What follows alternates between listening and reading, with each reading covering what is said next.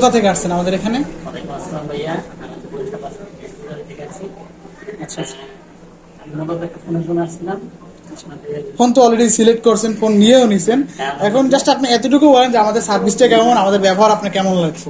সত্যি কথা বলতে এখানে একটা আমি অনেক দোকানে গেছি, তবে আপনাদের সার্ভিস প্লাস আপনার ব্যবহার সত্যি আমার অনেক ভালো লাগছে। আমার মনোমুগ্ধ করে দেখা যাচ্ছে, আমি খুবই আপনাদের প্রতি সন্তুষ্ট।